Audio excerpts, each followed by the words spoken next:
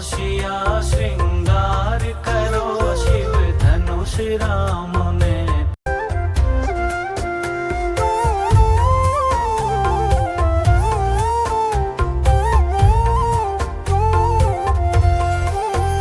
तुम उठो सिया श्रृंगार करो शिव धनुष राम ने तोड़ा है। तुम उठो सिया श्रृंगार करो शिव धनुष राम ने तोड़ा है। तुम उठो सिया श्रृंगार करो शिव धनुष राम ने तोड़ा है। तुम उठो सिया श्रृंगार करो शिव धनुष राम ने तोड़ा है। तोड़ा है भाई तोड़ा है, सीता से नाता जोड़ा है। तोड़ा है भाई तोड़ा है, सीता से नाता जोड़ा है। तुम उठो सिया श्रृंगार करो शिव धनुष राम ने तोड़ा है। तुम उठो सिया श्रृंगार करो शिव धनुष राम ने तोड़ा है। तुम उठो सिया श्रृंगार करो शिव धनुष राम ने तोड़ा है।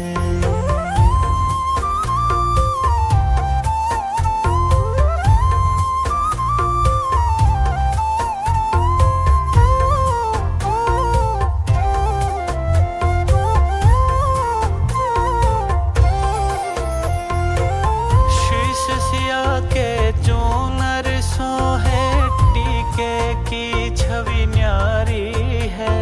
शीश सिया के चूनर सोहे, टीके की छवि न्यारी है। न्यारी न्यारी क्या कहिए, रघुवर को जान की प्यारी है। न्यारी न्यारी क्या कहिए, रघुवर को जान की प्यारी है। तुम उठो सिया श्रृंगार करो शिव धनुष राम ने तोड़ा है। तुम उठो सिया श्रृंगार करो शिव धनुष राम ने तोड़ा है। तुम उठो सिया श्रृंगार करो शिव धनुष राम ने तोड़ा है।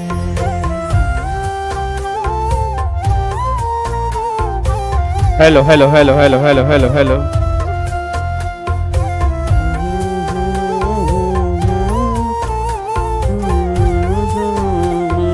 तोड़ा है।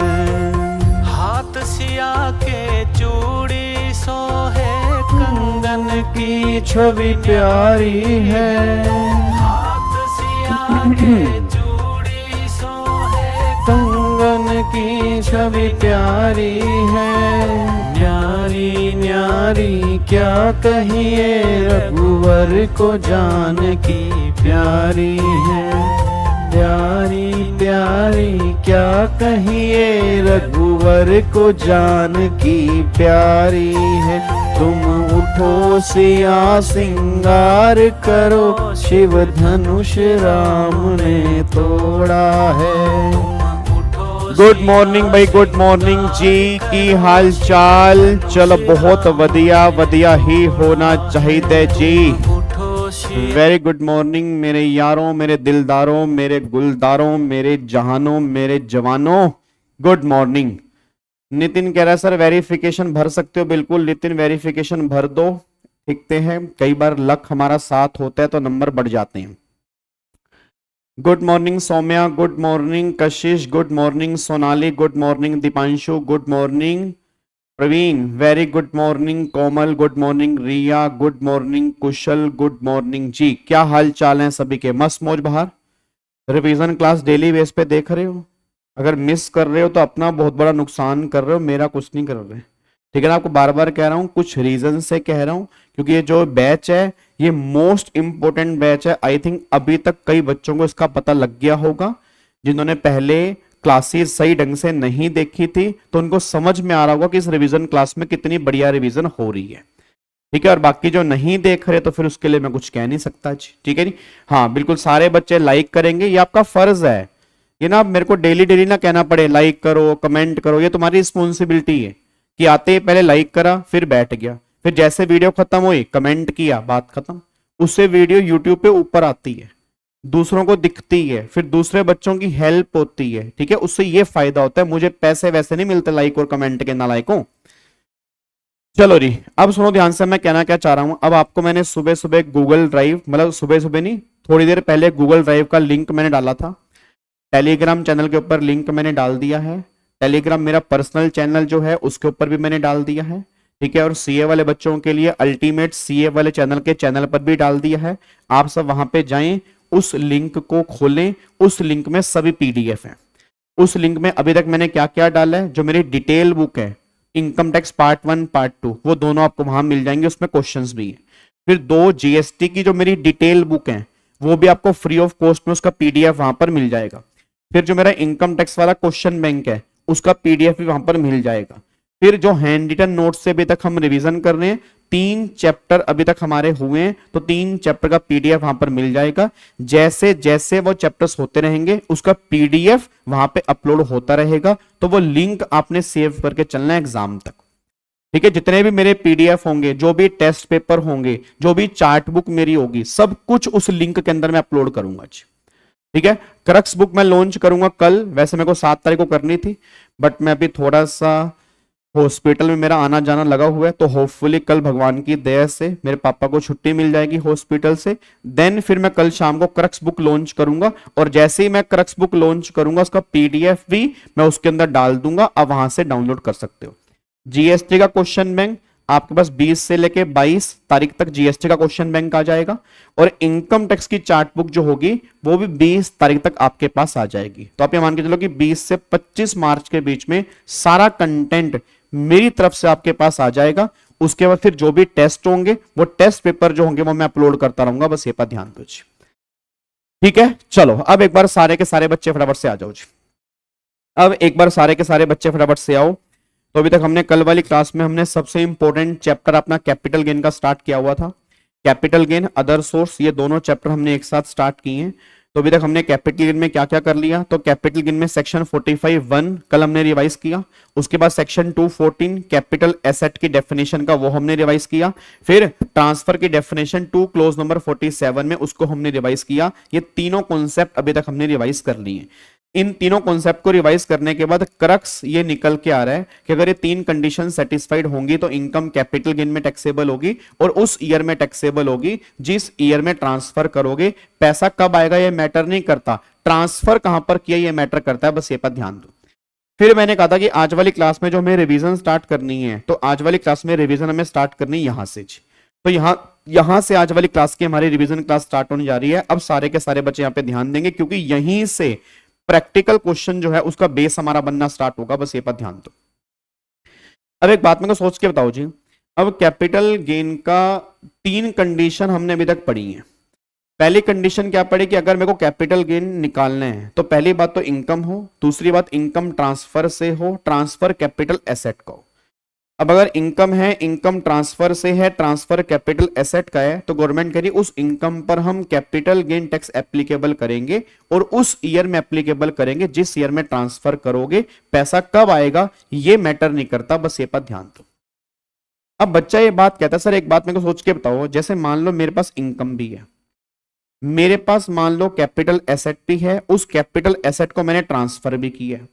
अब मैंने ट्रांसफर किया कैपिटल एसेट को, उससे मुझे इनकम हुई, उस इनकम पर आपने बोला कैपिटल गेन टैक्स लगेगा। मैं कहा बिल्कुल सही बात है, बट सर जो मेरा कैपिटल गेन टैक्स लगेगा उस कैपिटल गेन को हम कंप्यूट कैसे करेंगे? भाई उस कैपिटल गेन को हमें कंप्यूट भी तो करना होगा, कोई कंप्यूटेशन भी तो होगी। तो गवर्नमेंट ये बात कहते हैं कि वो कंप्यूटेशन जो है ना वो सेक्शन नंबर 48 के अंदर है। मतलब सेक्शन 48 आपको बताएगा कि how to compute capital gain, कि जो भी तुम्हें कैपिटल गेन कंप्यूट करने हैं वो किस तरह से कैपिटल गेन कंप्यूट करने हैं, वो सारी की सारी बातें सेक्शन 48 में लिखी है। अब जब मैं सेक्शन 48 के पास गया तो मैंने सेक्शन 48 से पूछा, मैं कहा सेक्शन 48 की ये बात बताओ कि अगर मुझे कैपिटल गेन कंप्यूट करने हैं तो किस तरह से कैपिटल गेन कंप्यूट होंगे। तो सेक्शन 48 मुझे कह रहा है कि अगर तुम्हें कैपिटल गेन कंप्यूट करने उससे पहले तुम्हें आइडेंटिफाई करना पड़ेगा कि जो कैपिटल एसेट आपने ट्रांसफर की है क्या वो शॉर्ट टर्म कैपिटल एसेट है या वो लॉन्ग टर्म कैपिटल एसेट है। क्योंकि अगर वो शॉर्ट टर्म कैपिटल एसेट है तो फिर तो कैपिटल गेन कंप्यूट करने का तरीका अलग है, और अगर वो लॉन्ग टर्म कैपिटल एसेट है तो फिर कैपिटल गेन कंप्यूट करने का तरीका अलग है। तो मतलब कैपिटल गेन कंप्यूट करने से पहले ये क्वेश्चन है कि जो मैंने कैपिटल एसेट ट्रांसफर की है वो कैपिटल एसेट कौन सी है। क्योंकि अगर वो शॉर्ट टर्म होगी तो गेन निकालने का तरीका अलग है, अगर वो लॉन्ग टर्म होगी तो गेन निकालने का तरीका अलग है। तो सबसे बड़ा क्वेश्चन ये निकल के आ रहा है कि वो शॉर्ट टर्म है या लॉन्ग टर्म है। अब बच्चा ये बात करे, सर एक बात बताओ, अगर मान लो शॉर्ट टर्म कैपिटल एसेट है तो उसको ट्रांसफर पर जो भी गेन होगा वो गेन कौन सा होगा, वो शॉर्ट टर्म कैपिटल गेन होगा। ऐसे अगर तुम्हारी capital asset long term capital asset है तो लॉन्ग टर्म कैपिटल एसेट की ट्रांसफर पर जो गेन होगा वो ऑलवेज क्या होगा, वो लॉन्ग टर्म कैपिटल गेन होगा। तो पहली बात तो ये समझो कि अगर वो शॉर्ट टर्म एसेट है तो शॉर्ट टर्म गेन होगा, अगर वो लॉन्ग टर्म एसेट है तो लॉन्ग टर्म गेन होगा। ये बात तो कंफर्म है कि भैया सबसे पहले मुझे आइडेंटिफाई करना पड़ेगा कि जो एसेट मैंने ट्रांसफर किया वो एसेट मेरी कौन सी है। अब एक बच्चा ये बात कहता है, सर ये शॉर्ट टर्म लॉन्ग टर्म की कहानी तो हमने चैप्टर नंबर 1 के अंदर भी थोड़ी थोड़ी पढ़ी थी। भाई आपने कहा था शॉर्ट टर्म गेन होते हैं, आपने कहा था लॉन्ग टर्म गेन होते हैं, बट हमें यह समझ नहीं आ रहा कि गवर्नमेंट ये बाइफर्केशन करना क्यों चाह रही है। मतलब गवर्नमेंट सीधा नहीं कह सकती क्या भाई तुम्हारे कैपिटल गेन होंगे और कैपिटल गेन जो होंगे वो इस रेट से टैक्सेबल होंगे। गवर्नमेंट कहती नहीं, गवर्नमेंट कहती जो भी तुम्हारा कैपिटल गेन निकल के आएगा ना उस कैपिटल गेन को 2 पार्ट्स में डिवाइड करेंगे, या तो वो शॉर्ट टर्म होगा या वो लॉन्ग टर्म होगा।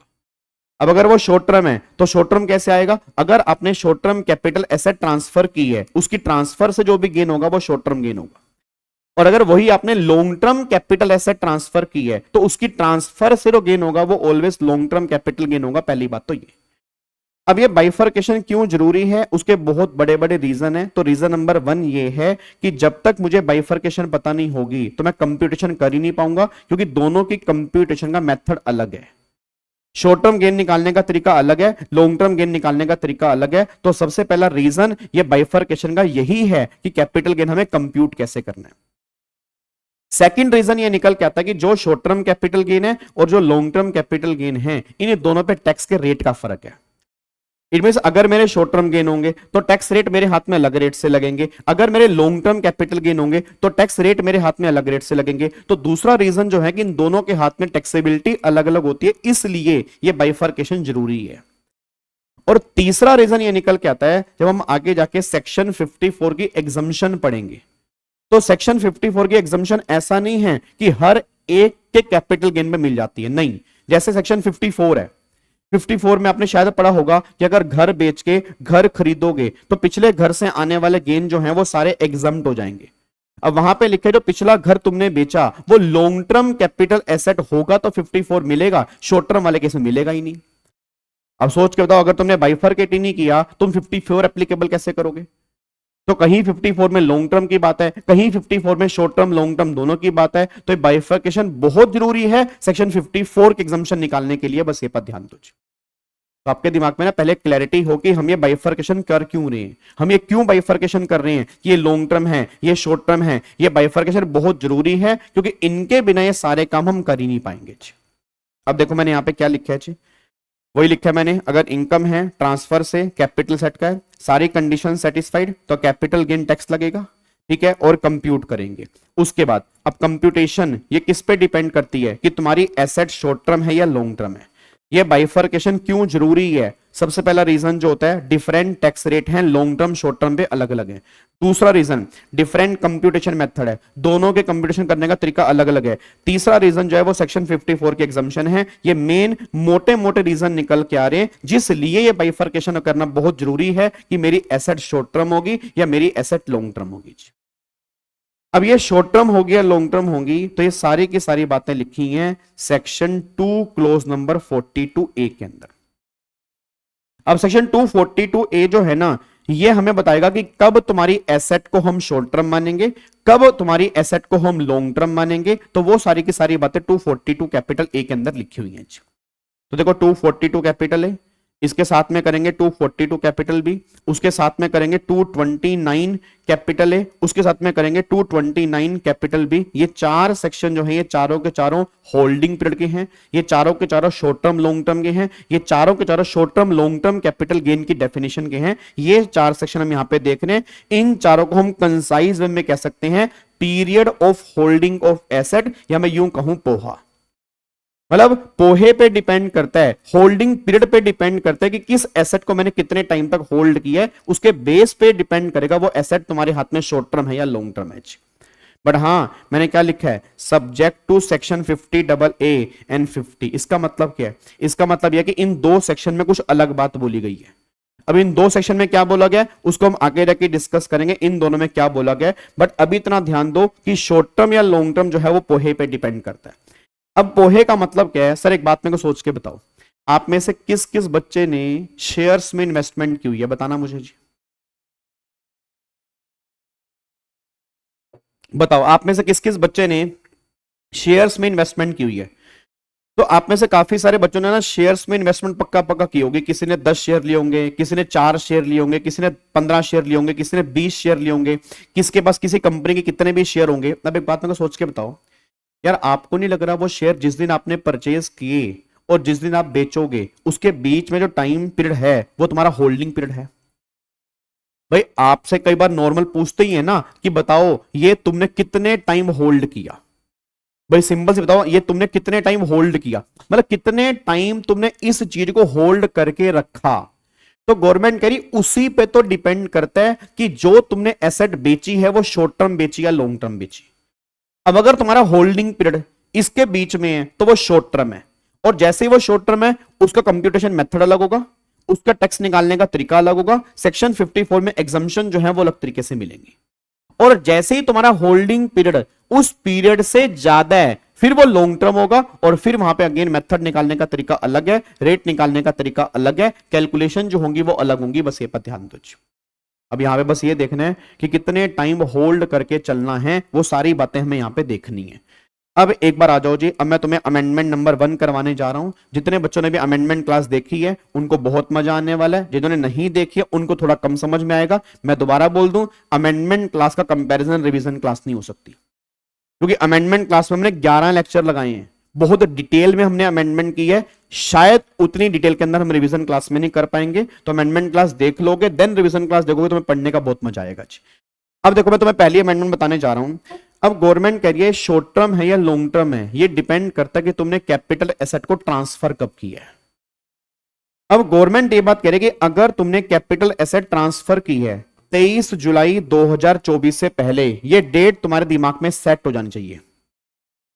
अगर तुमने ट्रांसफर किया 23 जुलाई 24 से पहले, ये मान लो ये तुम्हारी बर्थडे डेट है, ये तुम्हारी क्योंकि ये डेट पूरे कैपिटल गेन में याद होना बहुत जरूरी है, पूरे कैपिटल गेन में ये डेट बहुत बार याद आएगी। तो 23 जुलाई 2024, 23 जुलाई 2024, 23 जुलाई 2024, 23 जुलाई 2024, 23 जुलाई 2024 से पहले, मतलब बिफोर। मैं यूं कह सकता हूं अगर आपने कोई एसेट ट्रांसफर की है 22 जुलाई 2024 तक, तो फिर गवर्नमेंट ने बोला तरीका अलग है शॉर्ट टर्म लॉन्ग टर्म निकालने का। बट अगर आपने ट्रांसफर की है 23 जुलाई 2024 या उसके बाद, इट मींस अगर एग्जैक्ट आपने 23 जुलाई को भी ट्रांसफर की है ना, फिर नया लॉ एप्लीकेबल होगा, फिर पुराना लॉ जो है वो एप्लीकेबल नहीं होगा। बस ये पर ध्यान दो।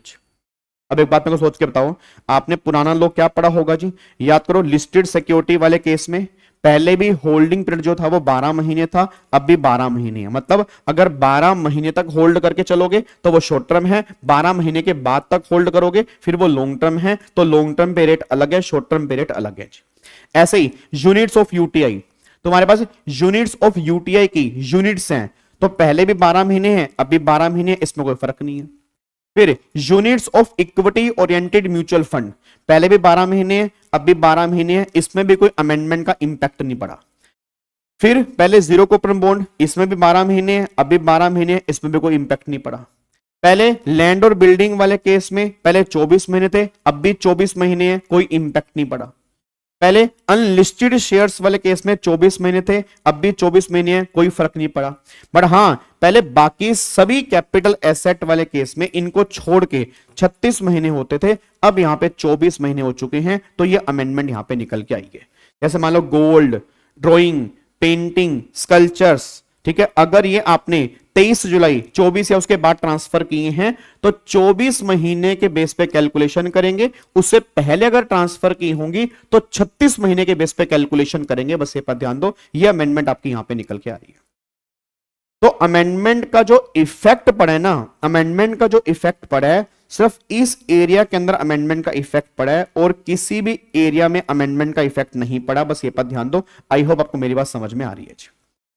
ठीक है जी। तो मतलब पहले क्या था, जहां पहले 36 मंथ तुम चेक करते थे, वहां पे तुम्हें 24 मंथ अब लेके चलना पड़ेगा। 36 महीने की लिमिट जो है वो 24 महीने के बेस पे कैलकुलेशन की जाएंगी। बस ये पर ध्यान दो। बाकी जहां पहले 12 महीने था, अब भी 12 महीने है।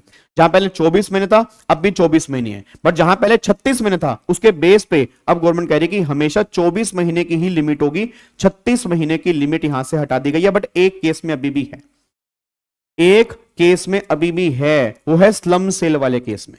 स्लम सेल वाले केस में अभी भी 36 मंथ वहां पे लिखा हुआ है, बाकी सब केस में 24 मंथ की लिमिट आ चुकी है। और एक बच्चा कह रहा है सर क्या ये डिफॉल्ट स्कीम में? भाई ये दोनों स्कीम के अंदर है, चाहे डिफॉल्ट हो चाहे नॉर्मल स्कीम हो, कैपिटल गेन के चैप्टर पे कोई इंपैक्ट नहीं पड़ेगा। जो हम 2 चैप्टर कर रहे हैं, कैपिटल गेन अदर सोर्स, इस पे डिफॉल्ट स्कीम और नॉर्मल स्कीम का कोई भी इंपैक्ट नहीं पड़ता। इसमें सारी कैलकुलेशन जो है वो दोनों स्कीम के अंदर सेम होती है। बस ये पर ध्यान दो। ठीक है जी।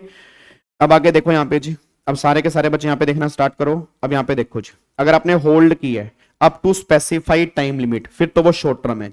और अगर आपने होल्ड की है more than specified time limit, फिर वो क्या बन गई? लॉन्ग टर्म कैपिटल एसेट बन गई। बस ये पर ध्यान दो। अब आगे देखो यहां पे जी, फिर यहां पर मैंने कुछ आपको एग्जांपल दिया हूं मैं। अच्छा एक बात मेरे को और बताना, होल्डिंग पीरियड जो है हम स्टार्ट कहां से करेंगे बताओ? सारे बच्चे बताओ, होल्डिंग पीरियड जो है वो हम स्टार्ट कहां से करेंगे?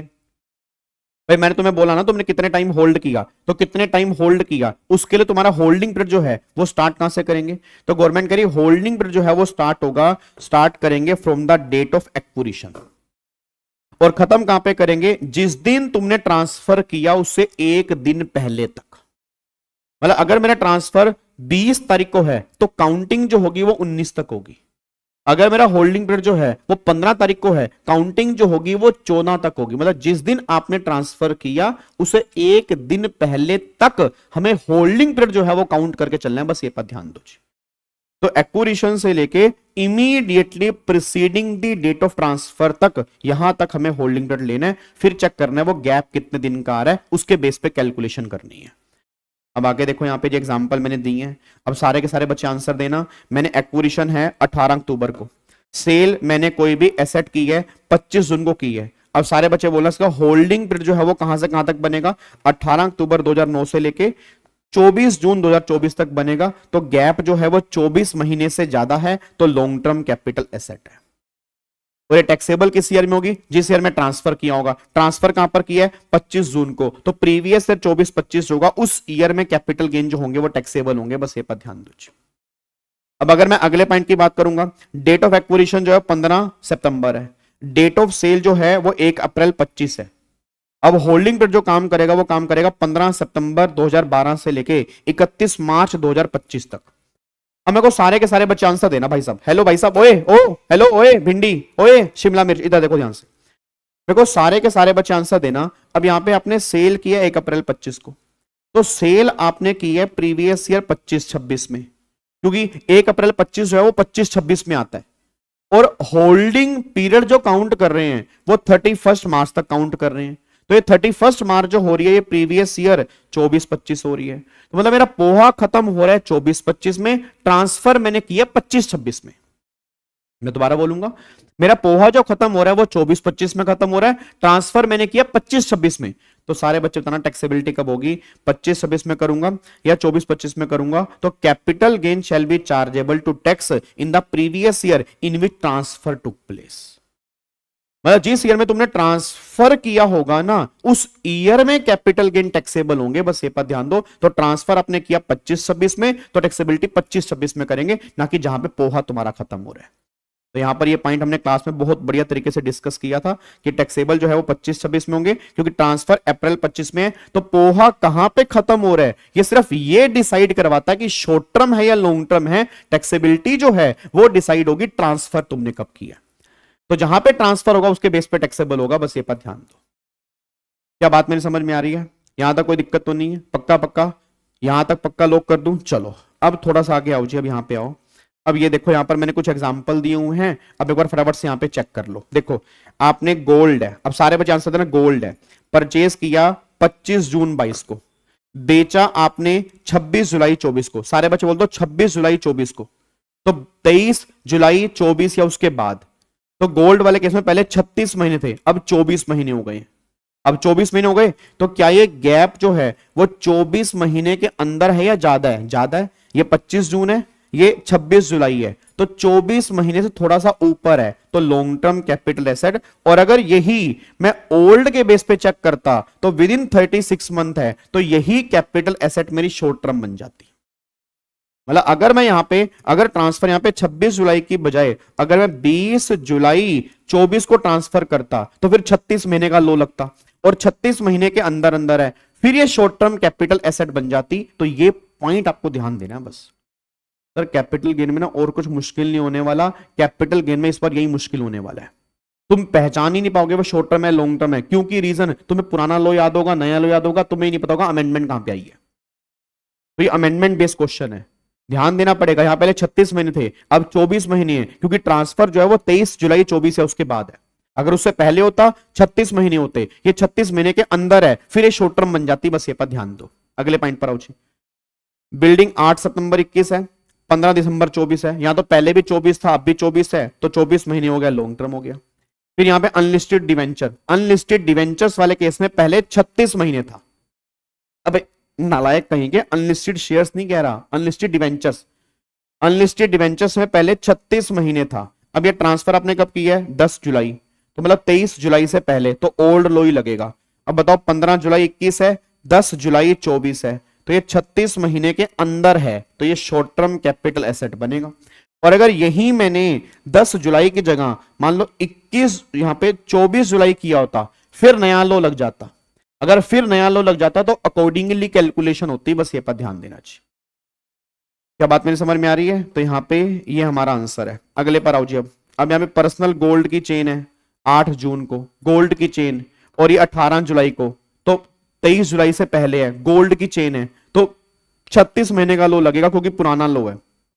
तो 8 जून 22 है, 18 जुलाई 24 है, तो यहां 36 महीने आएगा, तो यहां पे शॉर्ट टर्म एसेट बन जाएगा। उसके बाद पर्सनल मोबाइल है। अब पर्सनल मोबाइल तो कैपिटल एसेट ही नहीं है, पर्सनल मोबाइल तो कैपिटल एसेट ही नहीं है, तो उस पर शॉर्ट टर्म लॉन्ग टर्म का मतलब ही नहीं है। जीरो कूपन बॉन्ड पे पहले भी 12 महीने था, अब भी 12 महीने हैं, तो ये तो कोई काम का है नहीं। 18 जून 24 है, 28 अक्टूबर 24 है, 12 महीने के अंदर है, शॉर्ट टर्म एसेट बनेगा। फिर units of date oriented mutual fund है। अब units of date oriented mutual fund पहले 36 महीने में था, अब वो 24 महीने में आएगा। तो ये आपने 15 अप्रैल, ये 20 जुलाई, तो 20 जुलाई मतलब ओल्ड लो। ओल्ड लो में क्या था? 36 मंथ, तो विद इन 36 मंथ ही है, विद इन 36 मंथ नहीं है ना। तो 15 अप्रैल 24, 20 जुलाई 24, तो यहाँ पे लॉन्ग टर्म क्यों लिखा है नालायक ने? यहाँ पे शॉर्ट टर्म आएगा जी। 15 अप्रैल 24 है और 20 जुलाई 24 है, तो यूनिट्स ऑफ डेट 36 महीने के अंदर अंदर है, तो ये शॉर्ट टर्म कैपिटल एसेट आएगा, लॉन्ग टर्म नहीं आएगा। इसको चेंज कर लेना, यहाँ पे शॉर्ट टर्म कैपिटल एसेट निकल के आएगा जी, ठीक है ना। यहाँ पे शॉर्ट टर्म निकल के आएगा, इसने गलत किया हुआ है। उसके बाद देखो 15 अप्रैल 22 है और यहाँ पे 20 जुलाई 24 है। अब यहाँ पे क्या है? यूनिट्स ऑफ बिजनेस ट्रस्ट, तो यूनिट्स ऑफ बिजनेस ट्रस्ट में पहले 36 महीने था, अब 24 हो गया, बट यहां पे लो एप्लीकेबल होगा ओल्ड वाला, क्योंकि 23 जुलाई से पहले है, तो 36 महीने चेक करेंगे। तो 15 अप्रैल 22 है और 20 जुलाई 24 है, तो 36 महीने के अंदर है, तो ये शॉर्ट टर्म कैपिटल एसेट बनेगा। फिर अगर मैं ओल्ड कॉइन्स की बात करूंगा, तो ओल्ड कॉइन्स पहले 36 महीने की लिमिट में होते थे, अब ये 24 महीने की लिमिट में आएंगे। तो ये 25 जुलाई 24 है, तो नया लो लगेगा, हमें 24 महीने चेक करने हैं। तो 25 सितंबर 21 से लेके 25 जुलाई 24 तक अगर मैं चेक करूंगा, तो यहां पे आपका 24 महीने आएंगे। 24 महीने से ऊपर होगा तो लॉन्ग टर्म कैपिटल एसेट देखेंगे। बस ये पर ध्यान दो। तो एक दो बच्चे ने छोटी छोटी गलतियां की हुई हैं, इनको सही कर लेना जी। यहाँ पे 24 महीने आएगा और यहाँ पे शॉर्ट टर्म कैपिटल एसेट माना जाएगा, इसके बेस पे कैलकुलेशन करेंगे। तो इस तरह से आपको ध्यान रखना पड़ेगा, तभी आप क्वेश्चन सही कर पाओगे। आपके दिमाग में वो टेबल होनी चाहिए कि कहां पे शॉर्ट टर्म है, कहां पे लॉन्ग टर्म है, कहां पे कितना पीरियड है। तो वो टेबल मैंने इसलिए क्लास के अंदर आपको बनवाई थी जी। यहां तक क्लियर है? अब यहां पे एक बार आ जाओ जी। अब और भी कई सारे एग्जाम्पल हैं। तो अनलिस्टेड बॉन्ड्स, अब अनलिस्टेड बॉन्ड्स वाले केस में तो पहले आपका अनलिस्टेड बॉन्ड्स वाले केस में पहले आपके 36 महीने थे, तो अब भी आपके 36 महीने हैं। तो 18 जून 21, 22 जुलाई 24, तो 23 जुलाई 24 से पहले है, तो क्या बन गया? लॉन्ग टर्म बन गया। सिल्वर कॉइन वाले केस में पहले 36 महीने था, अब 24 महीने है। अब ये 23 जुलाई है तो 24 महीने का लो लगेगा। 17 जुलाई 22 और 23 जुलाई 24, तो 24 महीने से ऊपर हो गया, अब ये लॉन्ग टर्म है। और अगर यही ओल्ड लॉ में होता, तो ये शॉर्ट टर्म बन जाता। बस ये पर ध्यान दो जी। उसके बाद अब यहाँ पे ड्राइंग वाले केस में 28 जुलाई है, यहाँ पे 23 जुलाई है, नया लो आ गया। तो अगर नया लो आ गया तो नए लो में 24 महीने हैं, तो ये शॉर्ट टर्म बन गया जी। ऐसे अनलिस्टेड शेयर्स में पहले भी 24 महीने था, अब भी 24 महीने हैं। तो अगर 5 जून 22 है, 28 जुलाई 24 है, तो 24 महीने से ऊपर है, तो क्या बन गया? लॉन्ग टर्म बन गया। ये सारे एग्जाम्पल आपके यहाँ पे निकल के आ रहे हैं जी। क्या इसको पैक कर दूं? पक्का पक्का। चलो अब अगले पॉइंट पर आओ जी। यहाँ पे अब देखो, यहाँ पर इंपॉर्टेंट पॉइंट, इसको थोड़ा ध्यान देना, ये बहुत इंपॉर्टेंट है। सिल्वर कॉइन पे लगेगा, सिल्वर यूटेंसिल्स पे नहीं लगेगा। हाँ, सिल्वर यूटेंसिल्स पे नहीं लगेगा जी। अब थोड़ा सा ना सारे के सारे बच्चे यहाँ पे ध्यान दो। हेलो भाई साहब, ओए ओए, हेलो भाई साहब, हेलो, इधर इधर, तुमसे बात कर रहा हूं, इधर देखो। अब एक बात मेरे को सोच के बताओ, अब ये लॉन्ग टर्म और शॉर्ट टर्म वाले केस के अंदर मैंने आपको टाइम लिमिट बता दी कि कहां 12 महीने हैं, कहां 24 महीने हैं और कहां पे 36 महीने हैं। तो नया लो पुराना लो हमने विद कंपैरिजन यहां पे देख लिया। अब गवर्नमेंट ये बात कहती है कि जो ये लॉन्ग टर्म और शॉर्ट टर्म का फंडा है, ये हर कैपिटल एसेट पे लगेगा, बट कुछ को छोड़कर। मतलब अब गवर्नमेंट क्या करेगी, इस प्रोविजन की ना एक्सेप्शन बोलेगी। एक्सेप्शन का मतलब क्या है? एक्सेप्शन का मतलब यह कि अगर तुम्हारी कैपिटल एसेट ये वाली कैपिटल एसेट है, तो इनके ट्रांसफर पर हमेशा गेन जो होगा वो शॉर्ट टर्म होगा, इस पे कभी लॉन्ग टर्म आ ही नहीं सकता। मतलब अगर मैं इन कैपिटल एसेट को अगर मैं 20 साल के बाद भी सेल करूंगा, 40 साल के बाद भी सेल करूंगा, तो always short term capital gain निकल के आएगा, कभी भी यहां पे लॉन्ग टर्म कैपिटल गेन निकल के आ ही नहीं सकता। अब ऐसे कौन कौन सी एसेट है जहां पर गवर्नमेंट करी ऑलवेज शॉर्ट टर्म आएगा, और वही मैं यहां पे दिखाने जा रहा हूं। अब यहां पे सारे बच्चे ध्यान देना। यहां कहता है note with standing anything contain in section 2 close number 42A। मतलब 242A जो तुमने ऊपर पढ़ा उसमें कुछ भी लिखा हो सब कुछ भाड़ में जाए। मतलब 12 महीने, 24 महीने, 36 महीने, कुछ भी चेक नहीं करेंगे इन केस में। उसने बोल दिया ये सेक्शन उन सबको ओवररूल करता है। तो मतलब सेक्शन 242 कैपिटल ए जो तुम पढ़कर आए हो वो किसी भी काम का नहीं है। किस केस में? Following capital asset shall be treated always short term capital asset irrespective of the holding period। In case में always जो होगा वो आपका always short term आएगा, चाहे तुमने जितना मर्जी होल्डिंग पीरियड कराओ जी। अब यहां पे देखो जी क्या क्या है।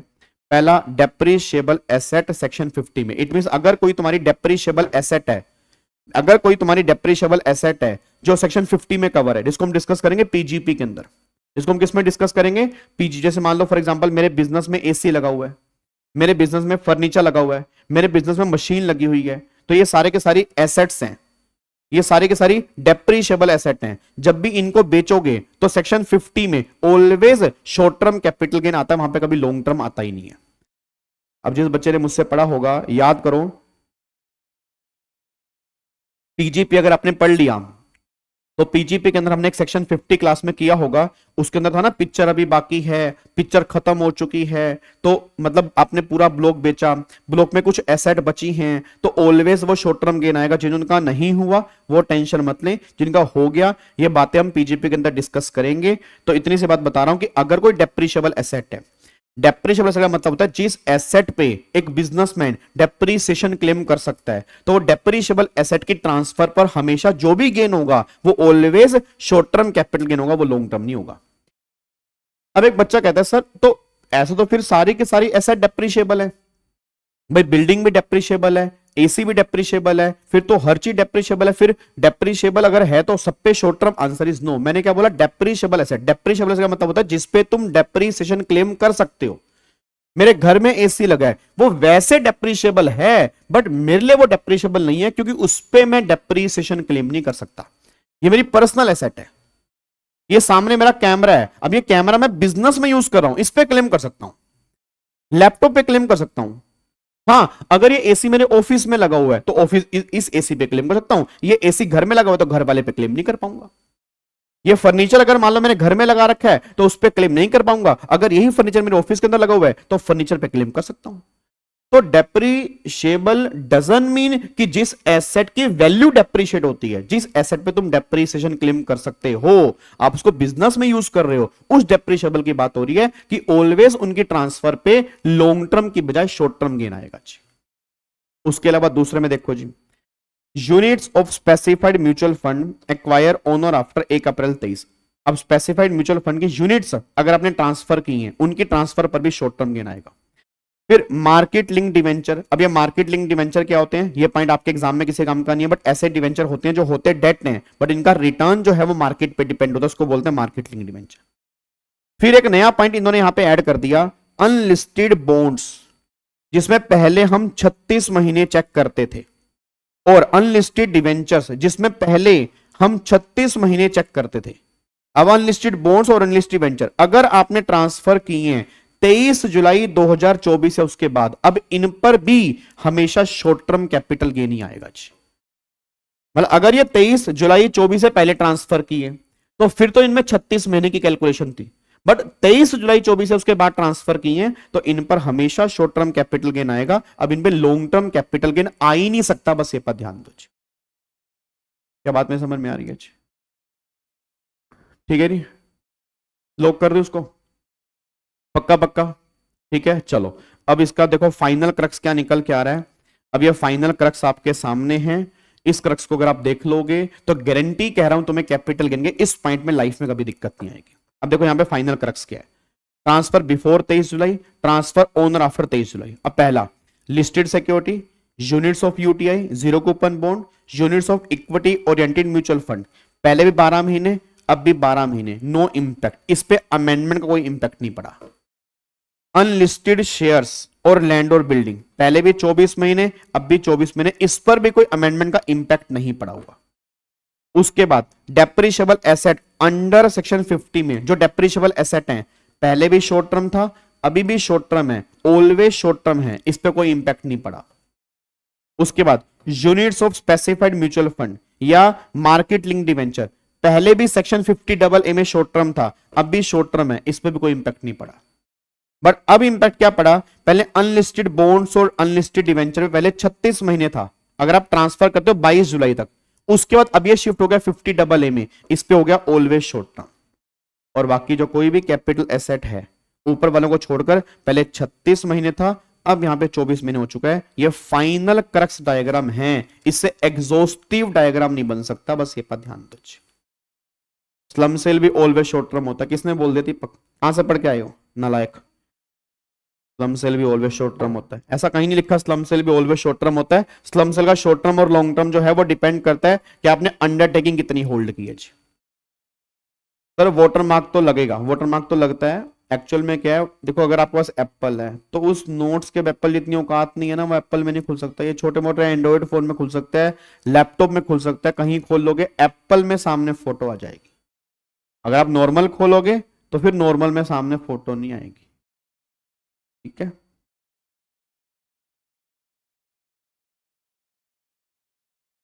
अब बताओ यहां तक बिल्कुल क्लियर है, ठीक है। अब क्लैरिटी हो गई, पक्का पक्का ना, क्या इसको लॉक कर सकते हैं? चलो तो अब जाके सारे के सारे पॉइंट यहां पे खत्म हो जाते हैं कि शॉर्ट टर्म और लॉन्ग टर्म की बाइफरकेशन जो है खत्म हो जाती है। लैंड पे तुम डेप्रिसिएशन नहीं क्लेम कर सकते तो लैंड नॉन डेप्रिशिएबल है, तो ऑब्वियस ही बात है लैंड वाले केस में 24 महीने की लिमिट होगी जी।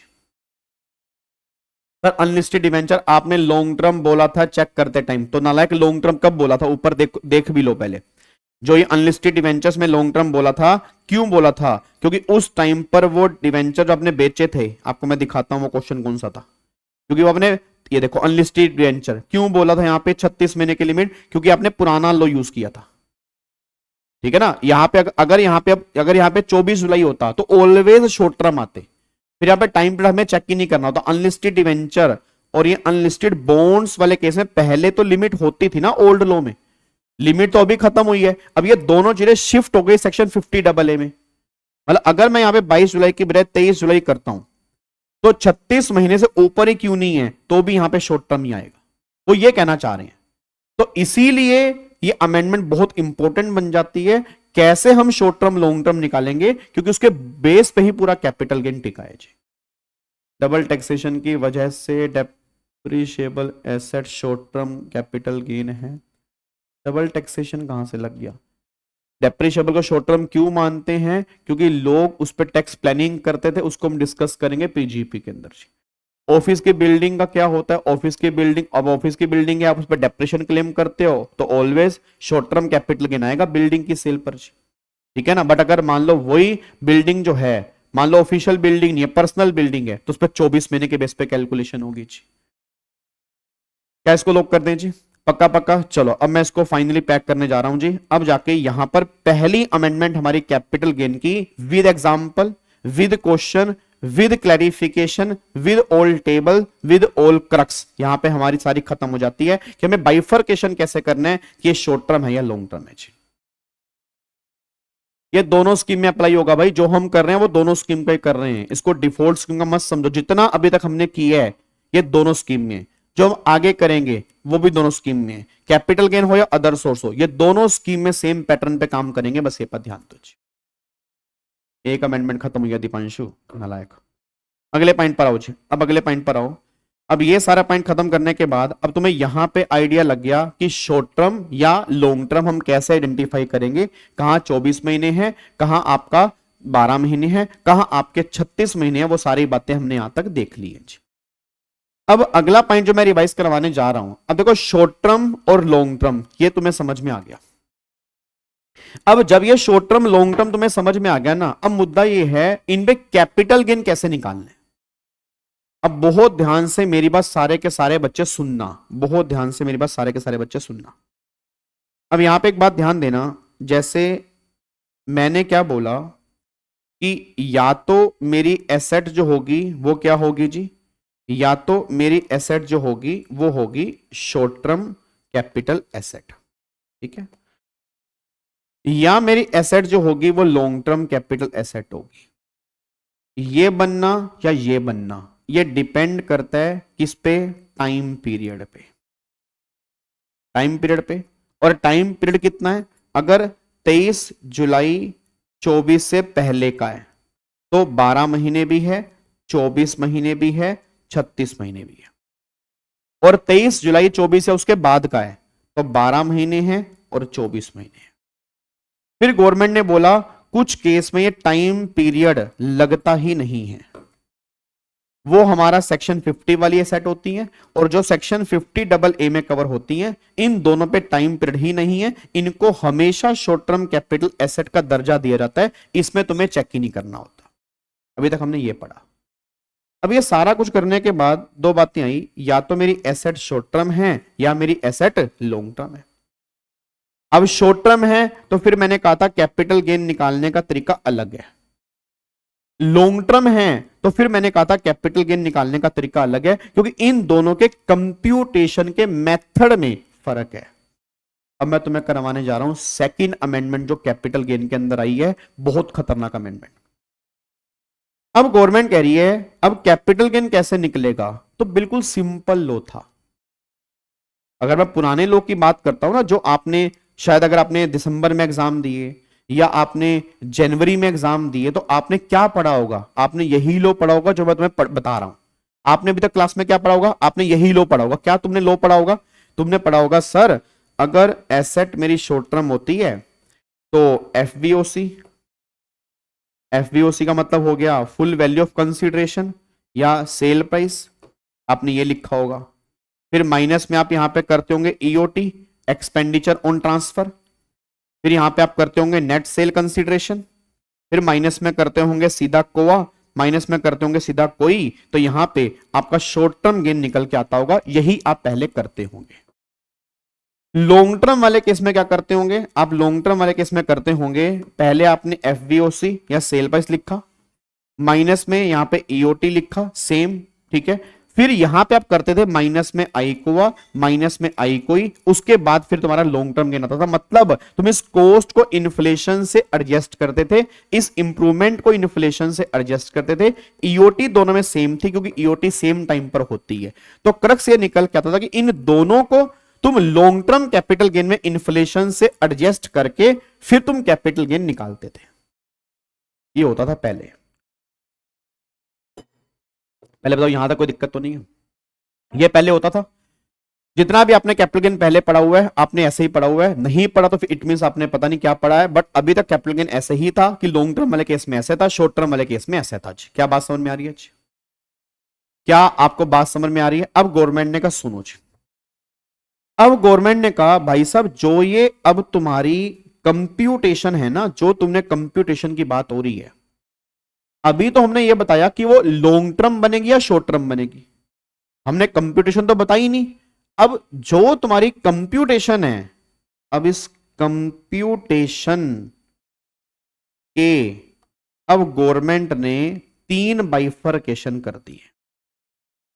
अब गवर्नमेंट ने कहा अब तुम्हारी कंप्यूटेशन जो है वो 3 के बेस पे है। 3 के बेस का मतलब क्या है समझो। पहला अगर आपने कोई कैपिटल एसेट, मान लो अगर आपने कोई भी कैपिटल एसेट जो है अगर आपने परचेज की है 23 जुलाई 24 से पहले एंड आपने ट्रांसफर की है बिफोर 23 जुलाई 24 से पहले, इट मींस अगर आपने कोई कैपिटल एसेट इससे पहले खरीदी है, इस दिन से पहले खरीदी है, इस दिन से पहले ही बेची है, तो कैपिटल गेन और टैक्स रेट एक अलग तरीके से लगेंगे।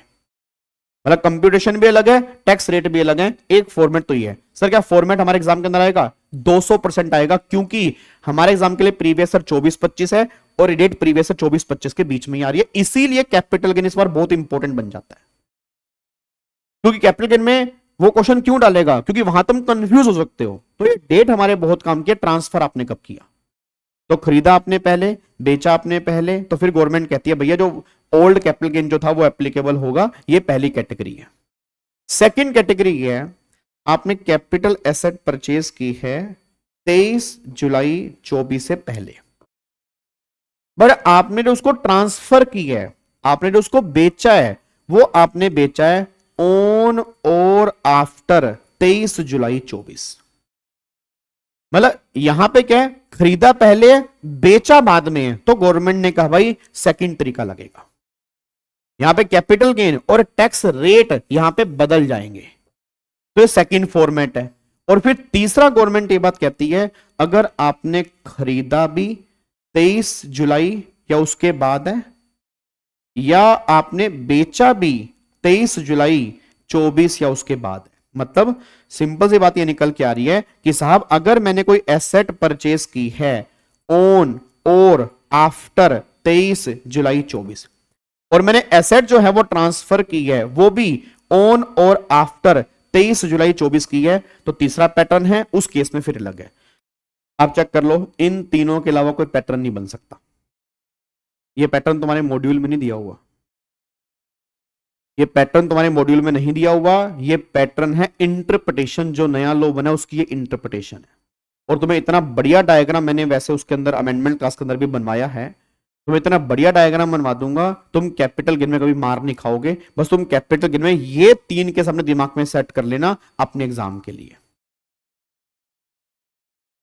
चेक कर लो, ये आपकी 3 ही केस हैं। बस 3 केस कौन कौन से, पहले वो 3 केस हमें याद करने हैं। 3 केस कौन कौन से निकल के आते हैं? पहला खरीदा पहले बेचा पहले, तो पहला केस। दूसरा खरीदा पहले बेचा बाद में, सेकंड केस।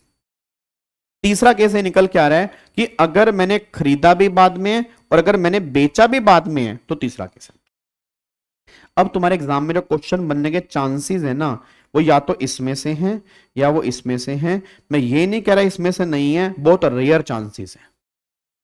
बहुत रेयर चांसेस, मैं तुम्हें क्यों कह रहा हूं, आप अगर चेक करोगे तीसरे केस में जब भी वो केस देगा तो हमेशा शॉर्ट टर्म कैपिटल एसेट ही बनेगा। अब चेक करो, अगर खरीदा 23 जुलाई 24 के बाद और बेचा 23 जुलाई 24 के बाद, तो ऑब्वियस सी बात है हमारे एग्जाम के लिए प्रीवियस ईयर 23-24 ही आएगा, तो सॉरी 24-25 आएगा, तो हाईएस्ट क्या बनेगा 31 मार्च 25, उसके बाद की तो वो डेट दे ही नहीं सकता भाई, वो तो एग्जाम के लिए प्रीवियस ईयर ही नहीं है, अगला साल तो हाँ 24-25 है ना, तो अगर 24-25 में उसने बेचा तो आप चेक करो 100% केस में इसमें जो गेन होगा वो शॉर्ट टर्म ही होगा, क्योंकि यहां तो पूरे 12 महीने भी पूरे नहीं हो रहे और 12 महीने से कम टाइम लिमिट तो यहां पे है ही नहीं है। तो मतलब तीसरा केस तो बहुत रेयरली है, क्योंकि तीसरे केस में भाई लॉन्ग टर्म आ ही नहीं सकता, आगे जाके आ सकता है बट हमारे एग्जाम के लिए नहीं आ सकता, क्योंकि हमारे एग्जाम के लिए क्वेश्चन बनाने के लिए उसको ट्रांसफर करना पड़ेगा 23-24 के बीच में, और अगर वो 24-25 के बीच में, अगर वो 24-25 के बीच में ट्रांसफर करेगा तो चेक करो 12 महीने के अंदर है, ऑलवेज यहां पे शॉर्ट टर्म कैपिटल गेन ही आएगा अगर वो तीसरी कैटेगरी में आ रहा है जी। हाँ, फर्स्ट कैटेगरी के अंदर आ सकता है, सेकंड कैटेगरी के अंदर पॉसिबल है, थर्ड कैटेगरी के अंदर पॉसिबल नहीं है, इसलिए मैंने कहा शायद वो एग्जाम में तुमसे यहां से क्वेश्चन ना दीजिए। क्या बात मेरे समझ में आ रही है?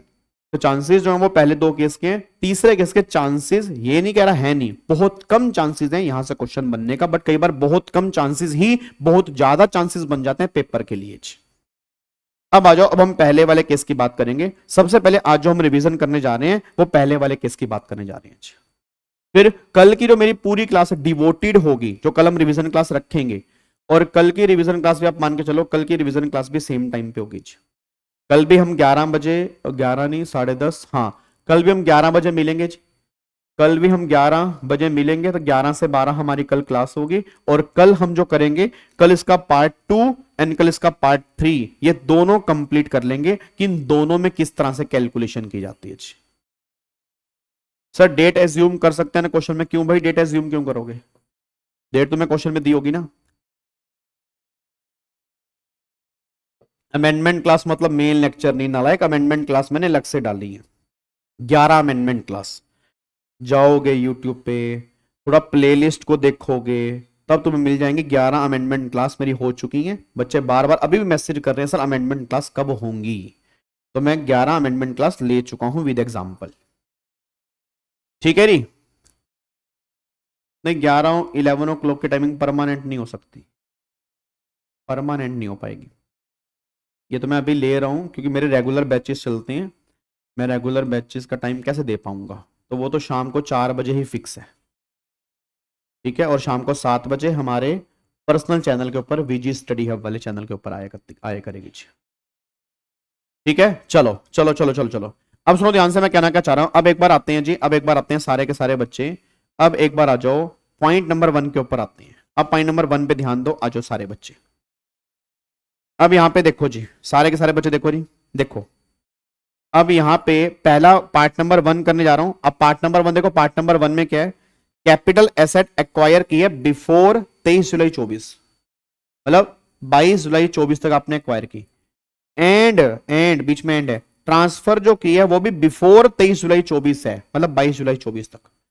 तो उसमें शॉर्ट टर्म कैपिटल एसेट और लॉन्ग टर्म कैपिटल एसेट पर कैपिटल गेन निकालने का तरीका क्या है, तो वही सेल प्राइस माइनस में ईओटी, नेट सेल प्राइस, कोआ, कोई शॉर्ट टर्म गेन, बात खत्म, कोई इंडेक्सेशन नहीं होगा, कुछ भी नहीं होगा जी, कुछ भी नहीं होगा जी।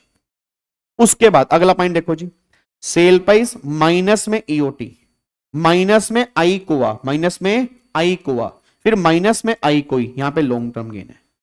फर्क क्या निकल के आ रहा है कि जो यहां पर कोआ था उसको आई कोआ में कन्वर्ट कर दिया, जो कोई थी उसको आई कोई में कन्वर्ट कर दिया, मतलब इसको इन्फ्लेशन से एडजस्ट कर दिया जी। अभी तक आप ये करते थे कि शॉर्ट टर्म वाले केस में इस तरह से गेन निकलेंगे, लॉन्ग टर्म वाले केस में जो तुम्हारी कॉस्ट होती थी उसको इन्फ्लेशन से एडजस्ट कर देते थे और फिर तुम्हारे कैपिटल गेन निकल के आते थे जी। यहां तक कोई दिक्कत तो नहीं है, ये ओल्ड मेथड है। आप देखो यहां पे जी, एफवीओसी का मतलब फुल वैल्यू ऑफ कंसिडरेशन, कोआ मतलब कॉस्ट ऑफ एक्विजिशन, कोई मतलब कॉस्ट ऑफ इंप्रूवमेंट, आई को मतलब इंडेक्स कॉस्ट ऑफ एक्विजिशन, आई कोई मतलब index cost of improvement, EOT का मतलब एक्सपेंडिचर ऑन ट्रांसफर, ये सारे पॉइंट यहां पे निकल के आते हैं।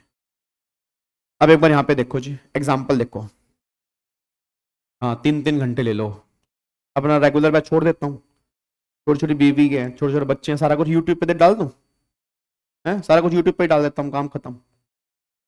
3 घंटे ले लो नालायक, तुम्हारा बस चले, तुम तो को सारा दिन यहाँ बैठना का बे, छोड़ना। हाँ सुबह से आ जाकर शाम तक बैठा रहे, तेरा गला थके, तेरे को पैसे मिले ना मिले, हमें क्या, हमारा सिलेबस करा, ऐसी तैसी करा अपनी, हमें पास करवा के बात खत्म कर। हमें थोड़ा लेना देना है कि तू बिजी है, तू वेला है, क्या करता है क्या नहीं करता। हाँ आ जाओ जी। अब सुनो ध्यान से, फटाफट से यहाँ पे सारे के सारे बच्चे आओ। अब देखो एग्जाम्पल देखो यहाँ पे जी, एग्जाम्पल देखो। गोल्ड आपने परचेज किया 25 अप्रैल 21 को 8 लाख का, कॉस्ट ऑफ इंप्रूवमेंट 8 जून 2022 को 20,000 रुपए की। फिर गोल्ड आपने बेचा 5 अप्रैल 24, तो 5 अप्रैल 24 मतलब 23 जुलाई 24 से पहले 40 लाख का। उसने बोला कैपिटल गेन निकाल दो। पहले तुम्हें को सारे बच्चे बताओ, ये शॉर्ट टर्म एसेट है या लॉन्ग टर्म है? पहले बताओ, गोल्ड वाले केस में अगर 22 जुलाई से पहले ट्रांसफर की है तो 36 महीने की लिमिट होती थी, बोलो हाँ। अब 36 महीने की लिमिट होती थी, तो अगर 36 महीने की होती थी तो 25 अप्रैल 21 से लेकर 4 अप्रैल 24, तो 4 अप्रैल 24 तो 21, यहां पे आ गया 22, 23, 24। तो अगर आप चेक करोगे मेरे ख्याल से तो ये शॉर्ट टर्म कैपिटल एसेट बन रही है। अच्छा अब एक बात सोच के बोलना, अगर यहां पे 25 जुलाई 24 होता तो फिर ये लॉन्ग टर्म कैपिटल एसेट बन जाती, क्योंकि गोल्ड वाले केस में 24 महीने की लिमिट हो जाती। देखो कितना फर्क पड़ रहा है, आप समझ रहे हो? टाइम लिमिट बदल गई, कंप्यूटेशन बदल गई, बहुत कुछ बदल गया डेट के बदलने से। बट यहां 5 अप्रैल है तो ओल्ड लॉ है, ओल्ड लॉ में 36 महीने है, 36 महीने नहीं हुए तो शॉर्ट टर्म है। अगर वो शॉर्ट टर्म है, आप चेक कर लो, देखो शॉर्ट टर्म है 40 लाख, ईओटी है नहीं, कॉस्ट 8 लाख, 20,000, सीधा कैपिटल गेन आ गया। कोई इन्फ्लेशन नहीं, कोई इंडेक्सेशन नहीं, कोई कुछ नहीं। अच्छा 25 अप्रैल है क्या वो? सॉरी यहां पे 25 जुलाई, 25 जुलाई मेरे को लगा जुलाई है, तो अगर ये 25 जुलाई 24 हो जाती ना, फिर मेरा नया लॉ लग जाता। ठीक है ना? तो मतलब सिंपल सी बात क्या निकल के आ रही है कि 23 जुलाई 24 से पहले है, तो इसलिए मैंने यहां पे ओल्ड लॉ एप्लीकेबल कर दिया और ओल्ड लॉ के बेस पे कैपिटल गेन 31,80,000 पे निकल के आ गया। डन?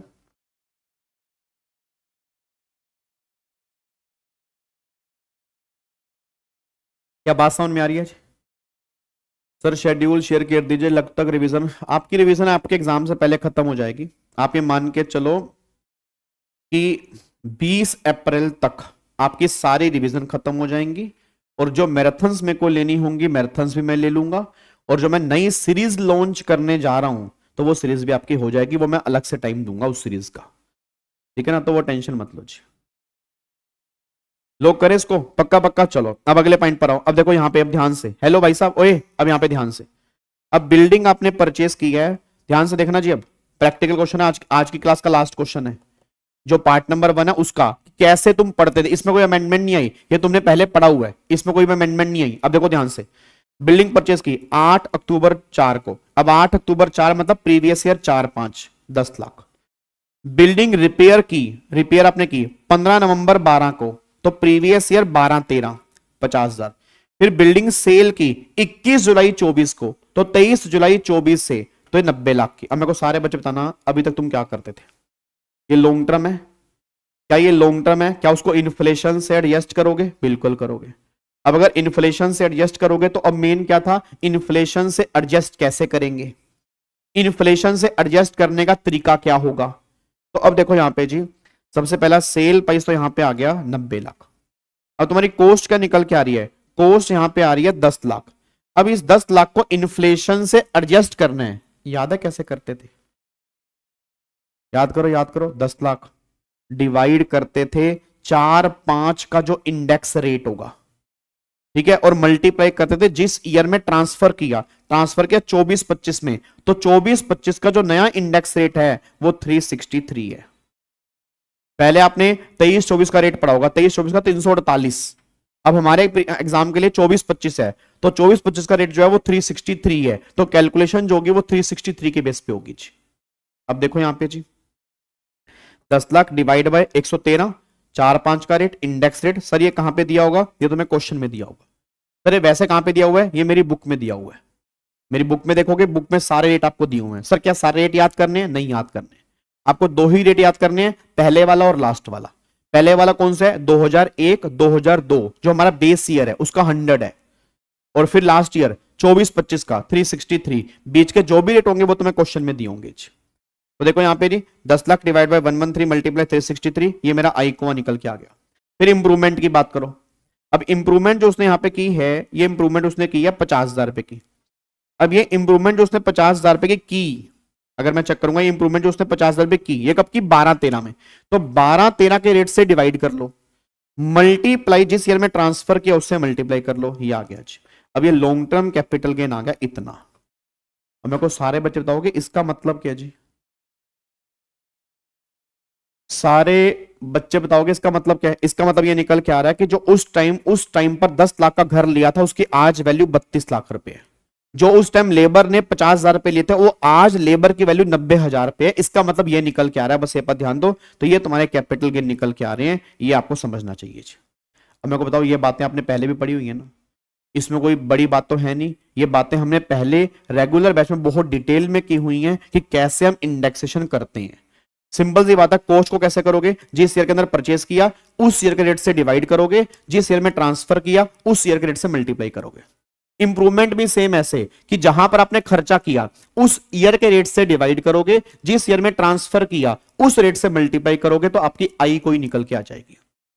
तो फिर वो आई को और आई कोई आ गई, इन्फ्लेशन से आपने एडजस्ट कर दिया, उसके बाद तुम कैपिटल गेन निकाल दो, बात खत्म करो जी। ठीक है जी। अब यहां पे आ जाओ जी। अब ये एग्जाम्पल, एक एग्जाम्पल है, ये आपका होमवर्क है। ये एग्जाम्पल मैं होमवर्क दे रहा हूं, एग्जाम्पल नंबर 3 आपका होमवर्क है। ठीक है जी। ये उसका एग्जाम्पल, ये उसका दे रखा है कैलकुलेशन वाला पार्ट, और एग्जाम्पल नंबर 3 होमवर्क दिया। ये क्वेश्चन भी आपका होमवर्क है जो अपने घर से करके आना है जी। ये 2 क्वेश्चन आपको मैं होमवर्क यहां पे दे रहा हूं, एक ये भी होमवर्क है। 3 क्वेश्चन आपको होमवर्क दे रहा हूं, और अगर कोई डाउट होगा तो कमेंट बॉक्स में डाल देना। वैसे इसमें कोई डाउट आपको होना नहीं चाहिए। इंडेक्स रेट मेरी बुक में दिए हुए हैं, बुक मैंने पीडीएफ फॉर्म में दे रखी है, गूगल लिंक आपने मैंने टेलीग्राम चैनल पे डाल दी है। आप टेलीग्राम पे जाओ, उस पर डाउनलोड कर लो, उसमें बुक मिलेगी, और नहीं तो आपके पास किसी भी टीचर की बुक होगी, उस बुक में इंडेक्स रेट आपको दे रखे होंगे। ठीक है जी। अब यहां पे आएगा, फिर यहां से थोड़ा सा इंपॉर्टेंट पार्ट अब स्टार्ट होगा कि जो हमें कॉस्ट ऑफ एक्विजिशन लेनी है वो कॉस्ट ऑफ एक्विजिशन कैसे लेनी है। मतलब हम कोआ कैसे लेके चलेंगे कि लैंड और बिल्डिंग वाले केस में कॉस्ट क्या लेंगे, अदर कैपिटल एसेट वाले केस में कॉस्ट क्या लेंगे, तो वो सारी बातें यहां से स्टार्ट होंगी। और फिर जो अमेंडमेंट आई है जहां पे इंडेक्सेशन खत्म कर दी है, अब बहुत सारे बच्चों को यही कंफ्यूजन है कि इंडेक्सेशन खत्म कर दी, नहीं, इंडेक्सेशन आज भी है। बट प्रॉब्लम क्या है, बच्चा ये समझ नहीं पा रहा वो इंडेक्सेशन है कहां पे, कि क्या वो कंप्यूटेशन में है या वो टैक्स के टाइम पर है। अब अगर टैक्स के टाइम पर है तो वो कैसे है जी, क्या बात समझ में आ रही है जी। ठीक है, तो आपको करके आने हैं, कोई दिक्कत हो तो मुझे बता देना, और बाकी हम मिलेंगे कल सेम टाइम पर 11 बजे ये होमवर्क के साथ, और फिर आगे हम कैपिटल गेन को लेके चलेंगे। उम्मीद करूंगा ये रिवीजन क्लास आपके लिए बहुत बढ़िया होंगी। अगर अच्छी लगे तो लाइक जरूर किया करो, कमेंट जरूर किया करो, और हैप्पी वुमेन डे। आप सभी को वुमेन डे की बहुत बहुत शुभकामनाएं, धन्यवाद। मैक्सिमम हर बच्चे के साथ में इस लिंक को शेयर किया करो, बहुत सारे बच्चों को नीड है रिवीजन क्लास की, और बिलीव मी ये मैं नहीं कह रहा, अगर आप किसी का भला करोगे तो पेपर में आपका भी भला होगा, ये 100% है। ठीक है, तो मैक्सिमम जितने भी ग्रुप्स आपके हैं उसमें लिंक डाल के चाहे छोड़ दिया करो कि भाई देखना ना देखना वो तेरी मर्जी है, मैंने अपना कर्म पूरा कर लिया, कि तेरे को देख लेगा तो अच्छा हो जाएगा। ठीक है, thank you so much, God bless you, जय हिंद, God bless you, love you all, bye bye.